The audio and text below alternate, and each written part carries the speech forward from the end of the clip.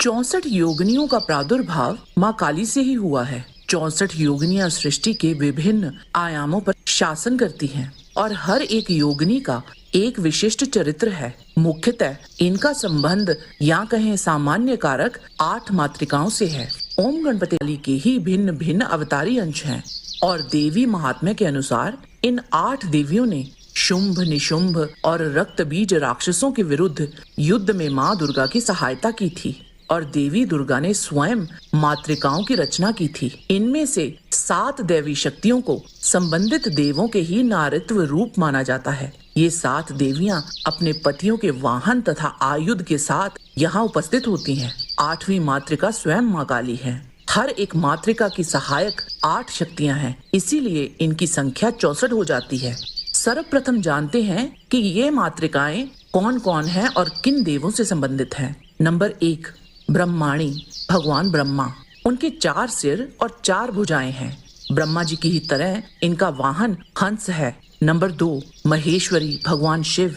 भगवान शिव की ही तरह उनकी जटाओं में अर्धचंद्र है और उनका वाहन नंदी है। चतुर्भुजाओं में त्रिशूल, खड्ग आदि हैं। नंबर 3, कौमारी, कार्तिकेय जी। उनका वाहन मयूर है। वे अपने हाथों में शक्ति, दंड आदि धारण करती हैं।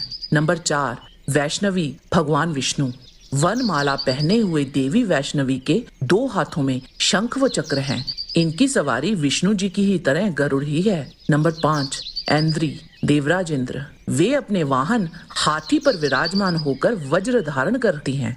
नंबर 6, वाराही, वाराह। भगवान विष्णु के वाराह अवतार की ही तरह इन देवी का चेहरा वाराह व धड़ मनुष्य का है। हाथों में दंड, खड्ग, खेतका और पाश धारण करती हैं और कहीं कहीं भैंसे पर भी सवार दिखाई गई हैं।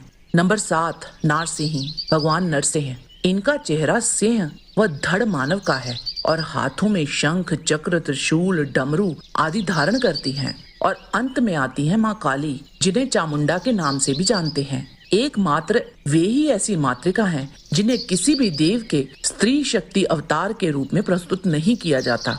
रौद्र मुख मुद्रा वाली ये देवी के हाथों में कपाल, शूल, नरमुंड तथा अग्नि है तथा इनका वाहन सियार है।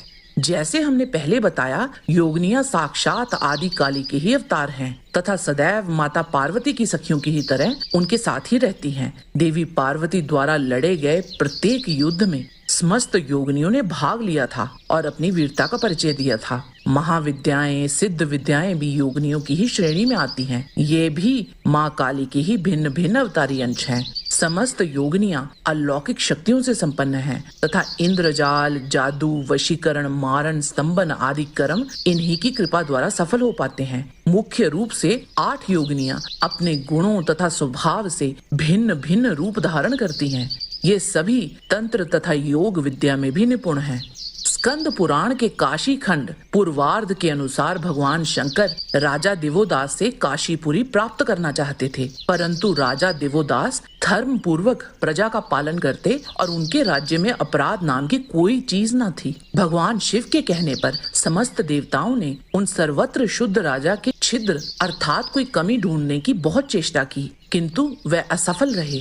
इंद्र आदि देवताओं ने दिवोदास के राज्य तथा शासन को असफल बनाने के लिए अनेक प्रकार के विघ्न उपस्थित किए, किंतु राजा ने अपने तपोबल से उन सब विघ्नों पर विजय पाई। तदंतर मंदराचल से महादेव जी ने 64 योगिनियों को राजा के छिद्र देखने के लिए काशी भेजा। उन योगिनियों ने विभिन्न रूप धारण कर लिए और अलग अलग वेश धारण कर अलग अलग कार्यों में लग गई। वह योगिनियां 12 महीनों तक काशी में रहकर निरंतर चेष्टा करते रहने पर भी राजा का कोई छिद्र अर्थात दोष न पा सकी, परंतु वह सब लौटकर मंदराचल भी नहीं गई। तब से लेकर आज तक योगिनियों ने कभी भी काशी को नहीं छोड़ा, हालांकि वह तीनों लोकों में घूमती हैं। आगे व्यास जी के पूछने पर स्कंद देव इन योगिनियों के बारे में बताते हैं कि यदि कोई मनुष्य इन 64 नामों का प्रतिदिन भोर, दोपहर और संध्या के समय जप करे तो उसके भूत प्रेत द्वारा दिए गए सारे कष्ट दूर हो जाते हैं।